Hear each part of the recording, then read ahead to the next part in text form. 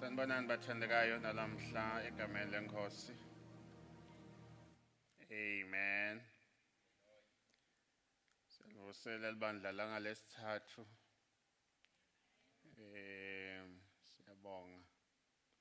Siyabonga bathandekayo. Sicalile ngemsombuluko. Saba nalo libandla langemsombuluko, saba nalo la itolo. Siyabonga namhla sinalo la namuhla. Nakusasa sitaba sinalo la kusasa. Sinelibandla lelanga ngelanga. So siyabonga bathandekayo.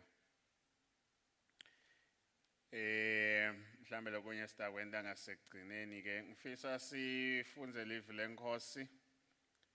Sitafunza amavesi lesiwafunzile itolo mhlambe we then take from there. Encwadzini yabaseRoma sahluko sika 8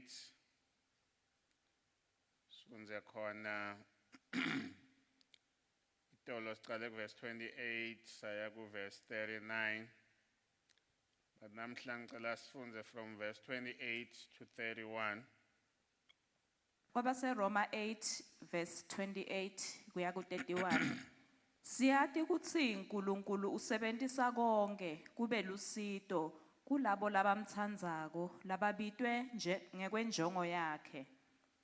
Ngobe labo labathi ncanti uNkulunkulu wabakhetha ncanti ukuthi babe nesimo senvodzana yakhe kuze yona itawuba litubulo kubazalwane labanyenti. Kodwa labo labakhetha ncanti wababita wabenta bemukeleka kuye ukuthi balungile. Bona labo futhi wabanika bukhosi bakhe. Siyawuthini ke ngaloko nangabe uNkulunkulu angakithi ngubani longamelana nathi. Amen. Amen. Verse 31 uma uNkulunkulu angakithi ngubani longamelana nathi. Sikhuluma indzaba yekwekuthi uNkulunkulu asimende ngaso sonke isikhathi kwekuthi abe ngakithi abe sesayidini lethu ngoba uma asesayidini lethu yena konke kunekwe kutawendeka. Lo verse 28 usitshela ukuthi thina siyati ngiyakuthanda lokwati thina siyati kwekuthi konke kusebendelana kube ngilokuhle not kwekuthi ingcenye yako hayi kwekuthi lokuhle kuphela hayi ukuthi lesikuthandzako kuphela kepha live la uNkulunkulu lithi konke kusebendelana kube ngilokuhle and loko lithi siyakwati. Akusiko mhlambe kwekuthi siyakuva nje kuphela because ngasiye isikhathi siseyitolo imizwa ike iphele ungeva lutho kepha kwati kufuna kuhlale kula kuwe lokho ukuthi noma lilanga ngingaliboni kepha ngiyati lokhu kulesikhathi lesi seliphakeme lilanga.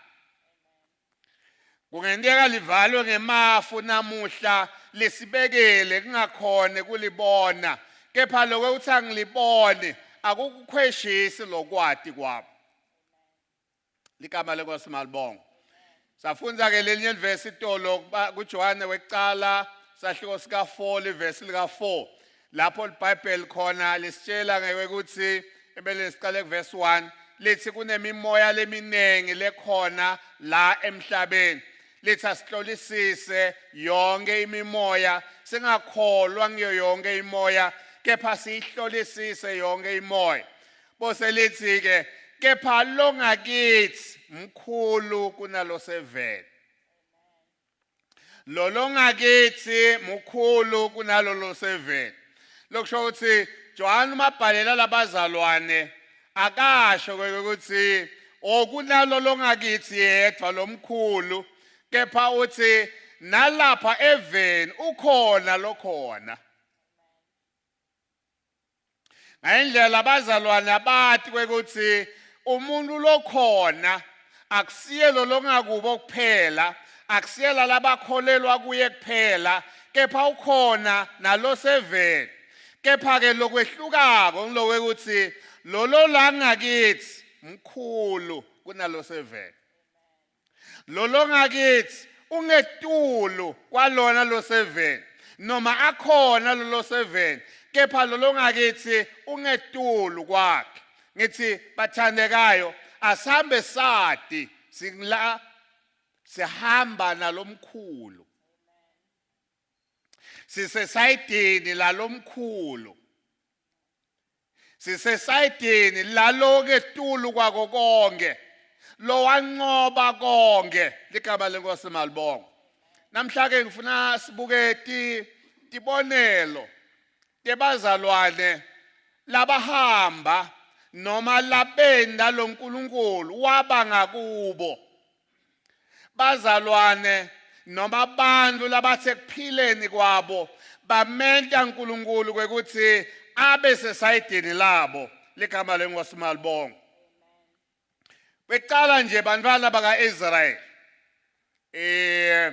Bantwana baka-Israyeli, iBhayibheli lisitshela kwekuthi mhlawumbe ke siwafunde lamavesi ekungathini Exodus.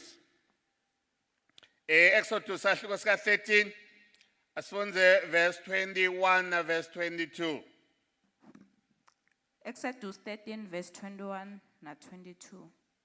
Emini simakadze abehamba embi kwabo njengensika yelifu, abakhombisa indlela, bese kuthi ebusuku ahambe embi kwabo ngensika yemlilo kuze abakhanyisele indlela, khona betewuhamba busuku nemini. Njalo nje emini insika yelifu yayiba sembi kwabo, nasebusuku insika yemlilo yayingesuki embi kwabo. Amen.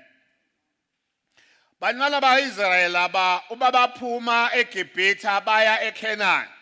LeBhayibheli lithi Nkulunkulu lona labe ngakubo kwathi emini waba insika yelifu. Emini siyathi lisuke lishisa langa. But uNkulunkulu, because laba bangakuye, wavela kubo waba insika yelifu, waba lifu labo. Kwathi lokushisa lokushisako kwefike kwabanjwa ngile lifu kwangafiki la kubantu baka-Israyeli. Ligama lenkosi malibonga. Ngithi bakhona kuhamba, bahambe noma kushisa, kepha lokushisa kungabacedze emandla. Yini bangapheli emandla kunekwembonyeka kwaleli langa. Leli langa lifike lishaye kulelifu, bona bangakutholi lokushisa kwaleli langa. Ngithi lona longakithi bathandekayo, lomkhulu wenda kwekuthi noma ngakuyashisa emhlabeni kepha sithole ishelter. Noma ngasiva kushisa lokunjani lokuphumile emhlabeni kepha yena uchamuka asinikete ishelter, abe yinsika yelifu, asende kwekuthi sihambe phansi kwalelifu lakhe.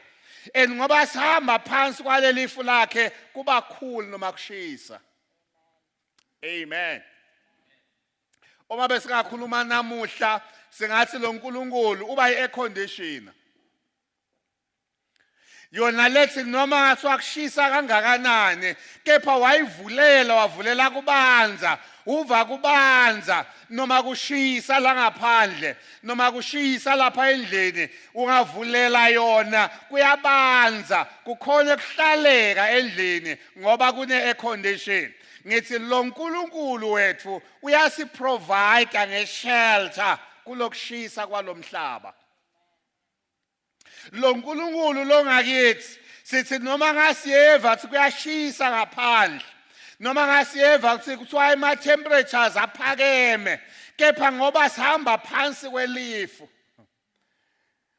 And Paul umabhala uthi lelifu lelalibalandzela lalinguKristu. lokusho ukuthi bantwana bakaIsrayeli ekuhambeni kwabo basahamba endleleni emini lo Nkulunkulu wabalifu lapho kuthiwa ebusuku kwase lelifu liyasuka la etikwabo libuya la emva kwabo lase liyabakhanyisela laba insika yekukhanya bakhona bantwana bakaIsrayeli kuhamba imini nebusuku because noma kushisa emini bane shelter noma kunebusuku kumnyama kunelilambu lelibakhanyiselako bathandekayo njengebantwana bakaNkulunkulu lo Nkulunkulu unjalo kithi lo Nkulunkulu emini la lishisa khona lelanga ulifu uyakhona kusivikela ekushiseni kwelanga lilanga lekuphila impilo ike ibe munyu impilo ike ishise kepha ukuthi noma ngayishisa kangakanani ngaloke ukuthi kunale lifu sikhona kuva ukuthi sishaywa ngumoya sisemthundini sihamba kalula ngoba kunelifu lelisetikethu. This is our God. Ngithi nakalesikhathi bathandekayo kunengi lokukhona emhlabeni kunengi lokwendakalako emhlabeni but ngithi ake sikhumbule kunelifu etikwakho lapho uva khona ukuthi maye sekuyashisa la empilweni ngiyakuva kuyangishisela iyangishisela impilo ayashisa lamateki kepha khumbula kunelifu etikwakho elelifu liyoba khona njalo uma sekuba sigayegaye kuba mnyama emhlabeni ube bathi ungathi angisayiboni indlela khumbula kunelifu lelikhanyiselako noma kunensika yemlilo lekhanyiselako elabantwana bakaIsrayeli babe khona kubona kukhanya phambi kwabo kepha emaGibhithe labe balandzela kwakuba mnyama ngakubo. This is our God. Uma ungumntwana waNkulunkulu noma ngathiwa kunebumnyama emhlabeni kepha wena unekukhanya because lo Nkulunkulu wakho uyakukhanyisela lo Nkulunkulu wakho uyawuthi noma ngalishisa kani lelanga alese leyo shelter ukhone kuphila noma ngakuthiwa akuphileki nyalo sekumatima nyalo kepha ukhone kushaywa ngumoya because kunelifu leliseti kwakho.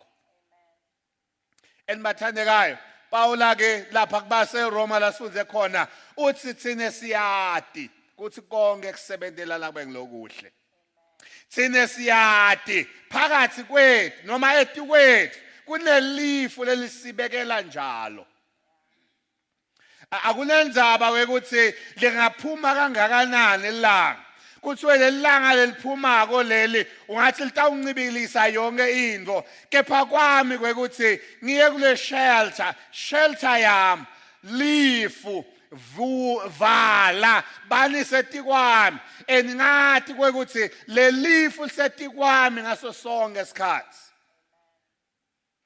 engathi kwekuthi njengoba kusemini kulifu lelisetikwami uma kufika busuku ngithi angisayibona indlela lelifu litangikhanyisela libe insika yemlilo libe ngikhone kubona indlela ngikhone kuhamba imini nebusuku njengebantwana bakaIsrayeli lokusho ukuthi kumzalwane kude esikhathi sekwekuthi sengiyema lapha ngoba angisayibona indlela kude esikhathi sekwekuthi sengiyema lapha leselingishisa kakhulu lelanga because kunalelifu lelisibekela njalo kwaba mnyama kunalokukhanya lokusibekela njalo so hamba Isaiah athi labo labamethembako uNkulunkulu baniketwa emandla lamasha bagijime bangakhathali bandize njengelikhozi leni is because uma kushisa wonke umuntu akhala ngekushisa ngiva kuthula ngiva kubanza ngoba kunelifu etikwami kwami kuthi ngadi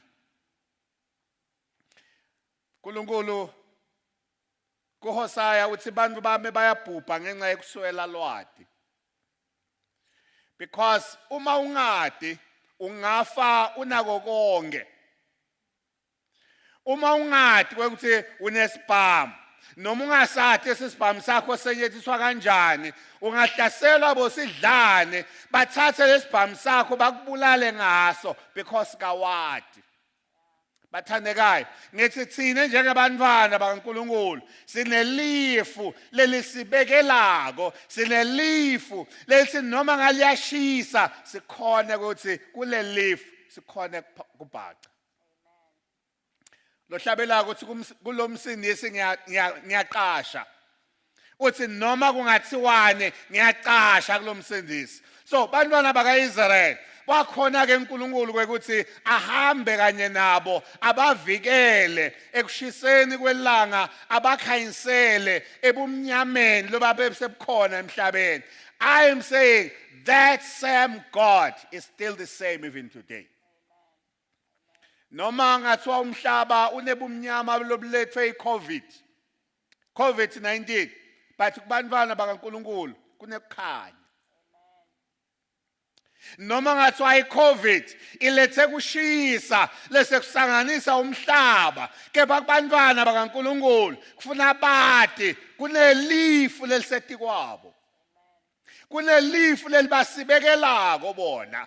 Lekuyawuthi noma kunale COVID kepha lelifu libasibekele bathi bakwenda konke lebafanele bakwende bathi etikwa konke etikwa geza tandla etikwa sanitizer etikwa keep distance etikwayo yonke lesingakwenda bathi ukhona lo ngetulu kwako konke. And kufanele njengebantwana bakaNkulunkulu sihambe sikwati lokho bathandekayo. Asihambe sikwati lokho ngesikhathi sonke ligama lenkosi malibonga. Lo Nkulunkulu kuba bantwana bakaIsrael again uma sifunza sahluko sesibili encwadini yeChronicles sahluko sika 20 livesi lika 20 mhlamba ke siwafunze namavesi. iChronicles sesibili sahluko 20 so from verse 20 kuya ku verse 24. Chronicles sesibili chapter 20 verse 20 kuya ku 24. Ekuseni ngeluvivi baphuma baconza ehlane laseTekowa. Bathi basaphuma Jehoshaphat wasukuma wathi lalelani lapha kimi nine bakaJuda nani sive saseJerusalema. Kholwani simakadze uNkulunkulu wethu nitawusimama. Kholwani lokho lokusho baprofeti bakhe nitawuphumelela. Emva kwaloko kukhuluma kwakhe nebantfu Jehoshaphat wakhetha emadvodza ukuthi ahlabele kusimakadze advumise inkatimulo yebungcwele bakhe. Asahamba ahola emabutfo athi bongani simakadze ngoba umusa wakhe ume kuze kube phakadze. Bathi basacala kuhlabela nekudvumisa Simakadze wawavimbetela emadvodza aka-Amoni newaka-Mowabi kanye newasendzabeni iSeyiri. Labesangenele live lakaJuda avele ehlulwa. Emadvodza aka-Amoni newaka-Mowabi athelekela lawa asendzabeni iSeyiri kutsi atewubabulala awacedze nya. Athi kube acedze kubulala lawa aseSeyiri ajike abulalana odva.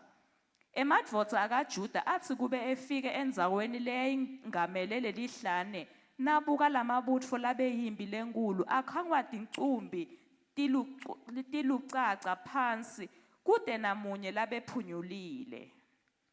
Athi mabuke emadvodza abonani ke akuphenze that part. Noma akasiqale kulo verse 24.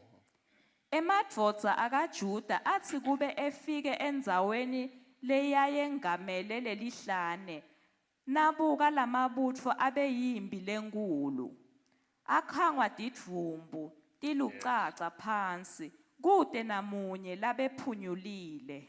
Amen. Bakhangwa tidvumbu letate lucaca phansi kude ngisho namunye labe aphunyulile. Livesi lakasondo skolwa noma lesilejwayele kasondo skolwa nguyelo Exodus 14 verse 14 lapho uNkulunkulu khona athi uNkulunkulu tanilwela nine nothula. Lapha sikhanza abantwana baIsrael noma emaJuda ahlaselwa nginatimbi noma nginative letibalwako la beta ke batawuthihlasela noma beta batawuthihlasela uNkulunkulu ke ukhuluma lapha ukuthi abalungise ikwaya letawuhlabelela phambi kwaNkulunkulu. Le Bible lithi lekwaya wafuna ukuthi ihlotshiswe ngebungcwele. Kuthiwa ke yathi saqala kuhlabelela idumisa kwase kuthi lalabanye bacabana bodwana labe basi batawulwa naJuda babulalana bodwana bonke bagcina sebafile Juda angakabulali ngisho namunye umuntu. Ngithi bathandekayo uma lo Nkulunkulu angakithi uyasilwela timbi tethu. Amen. Lo Nkulunkulu lo ngakithi uyasilwela timbi tethu. Akudzingi lo unyeze siyawutilwela thine kepha yena uyasilwela. Ene lapha uthi labantu labasi bayawuhlasela Juda sekusuka bona babulalana bodwana. Ngithi la empilweni noma ungubani unetitha. Kuthule bandleni. Noma ungubani la empilweni kunetitha lobhekana nato.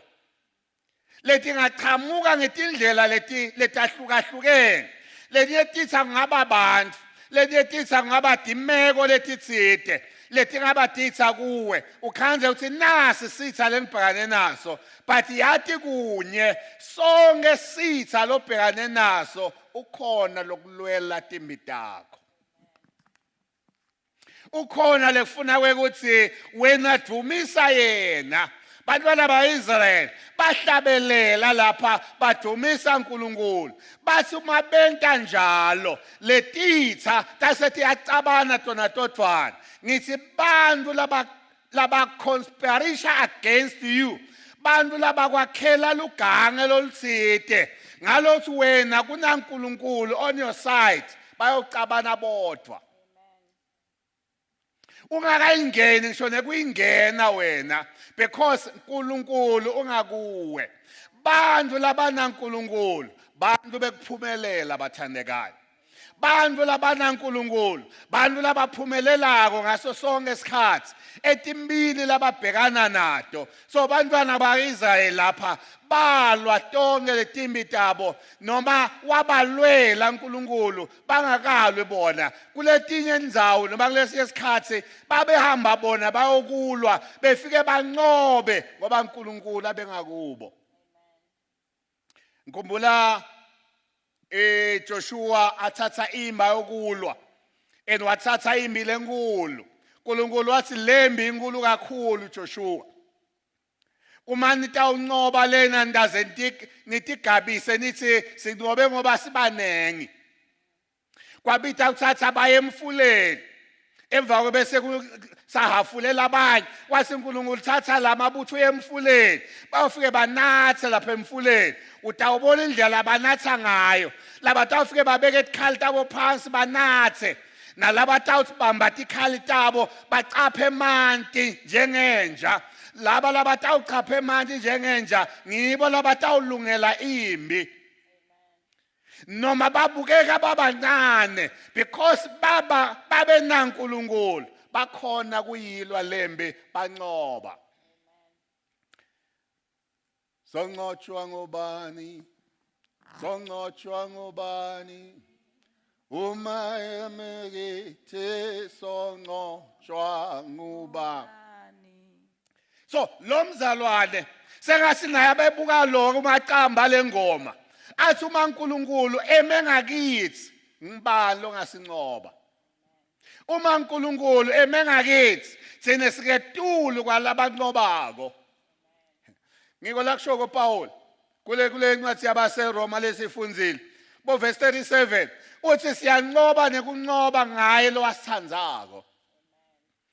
uthi noma ngakuvelane uthi noma kuvela kuhlupheka kuvela kutingelwa kuvela kuhamba lite kuvela indlala uthi noma kulokusezulwini noma kulokusemhlabeni kude lokunemandla ekusehlukanisa lethando laNkulunkulu ngoba sine we are more than conquerors bathandekayo ngithi thine ngoba uNkulunkulu ungakithi siyawunqoba nekunqoba ngoba uNkulunkulu on our side siyawukhona ukuthi sinqobe labana uNkulunkulu bathandekayo bayaphumelela labana uNkulunkulu bathandekayo bayanqoba labana uNkulunkulu bathandekayo kubahambela kahle noma ngathi kuyabhetha ngasiye isikhathi kepha eternity yabo yabahambela kahle because kuhamba kahle akusiko kuhamba kahle kwethu la emhlabeni kuphela. Because unfortunately, thina masikhuluma ngekuhamba kahle, sikhuluma ngathi hayi konke kuhambela kahle, ngipressa lelo button elingilungele. Noma ngathi ngiyalipressa button kungalungi kepha kusahamba kahle. Uthule ebandleni. Noma ngathi ngifuna imali ngingayitholi, akujiki ukuthi kuhamba kahle. I like loya make lesifundza ngayo ngathini emakhosi. Lekwathi asafile umntwana.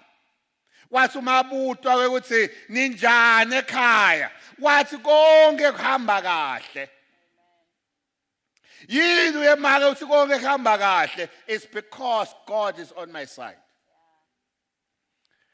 sidumbu ngishiyele sona lapha ekhaya silapha endlini ngisibeke embhedzeni kepha noma sikunesidumbu noma kude sidumbu konke kuhamba kahle awu Nkosi yami uma singathi lokho bathandekayo kwekuthi thina ngoba sina uNkulunkulu on our side sesiyawuthini ngalokho uma uNkulunkulu angakithi ngibalo ngamelana nathi sesifike egcineni ngifuna sikhulume ngaJakobe nalabani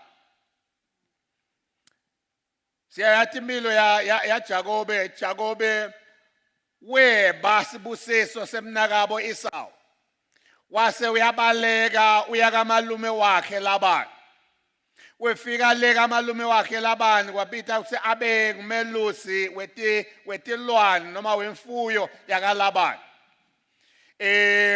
wase kucala kuba nekucabana base bavumelana boLabani na Jakobe kwekuthi takakho timbuti kutaba nginati takami kube nginati lengulandzako lokuthi letaka laba ngisho letaka Jakobe timbuti kuthiwa noma bethu uyamdoja Labani uNkulunkulu wambusisa kakhulu Jakobe tanza leti temabalabala lesiwa ngito tabata kaJakobe tanza kakhulu ngithi uma uNkulunkulu on your side lokwentako kuyawukwanza.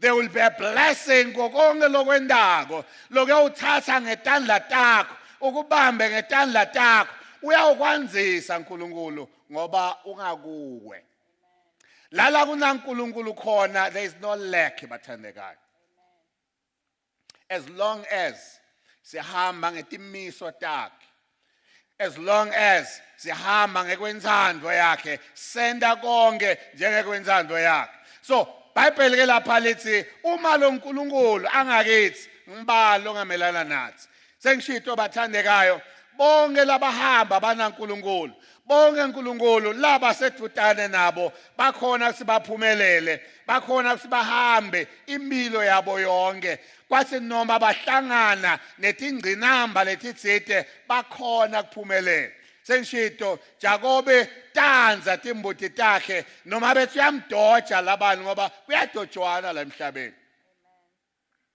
khona abantu labaphilela kudoja Labani kepha ngithi uma uNkulunkulu angakuwe labathi bayakudoja ngako ke uyawuphumelela sayathi indzaba yaJoseph Joseph wathi ngenxa yeliphupho lakhe wazondwa banakabo nababe wakhe nenina wakhe badideka ukuthi Jakobe lamaphupho wena Joseph lamaphupho akho athi thina sesawukhothama kuwe na and Joseph was namangati I'm just sharing my dream And we know the story. Josepha wathengiswa waboba sigcila wagcina sejele kepha waphuma ejele sesimkhanza Josepha song prime minister waseGibhithe. Ubekwa yini lapha yeJoseph? Ngibekwa kwekuthi uNkulunkulu is on my side. And ngiyayithanda impilo yaJoseph. iBhayibheli lithi konke Josepha laba abehamba khona abe uNkulunkulu abebanaye ngaso sonke isikhathi.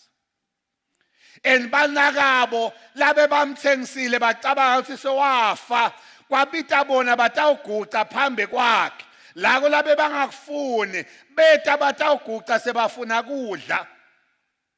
Josepha wakhona kuba recognizer bona bangakhona kumrecognizer kepha basho ukuthi loya muntu usiphathe ngemusa usiphe konke kudla lesikudzingako usendele umusa baguca phambi kwakhe. Ngithi namuhla labakubona ungathi wena bafuna ukukubulala kusasa batawuguca phambi kwakho ngoba uNkulunkulu is on your side.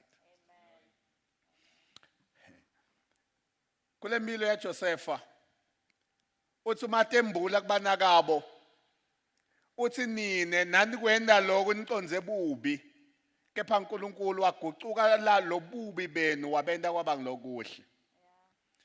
uNkulunkulu ungithumele mina la phambi kwenu ukuthi ngitawusita impilo yenu ngitawuseva impilo yenu. So Josepha akaphindiseli because umntwana waNkulunkulu akaphindiseli ngoba kuphindisela kwaNkulunkulu. Uthule bandleke. So kuphindisela kwaNkulunkulu because yena wathi ukuthi lengikwentako ngikwenda ngoba uNkulunkulu athi angikwenda. So ngithi ke bathandekayo uma sihamba naNkulunkulu noma ngayile sihlangana nayo endleleni siyawukhona kuphumelela ngoba uNkulunkulu ungakithi. Sengishilo Josepha babecabanga ukuthi sebacedzile ngaye. Babecabanga ukuthi ngeke baphinde basambona empilweni.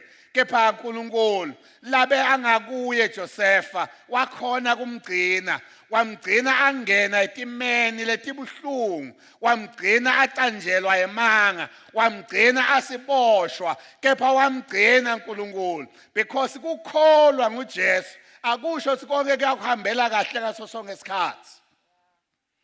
Uyawutikhanza ucanjelwa emanga, uyawutikhanza usejele, uyawutikhanza usemgodini, ulahlelwe kukholwa kwakho. Kepha yade noma usejele noma usemgodini God is on your side. Ngoba us on your side ngubani longamelana nawe.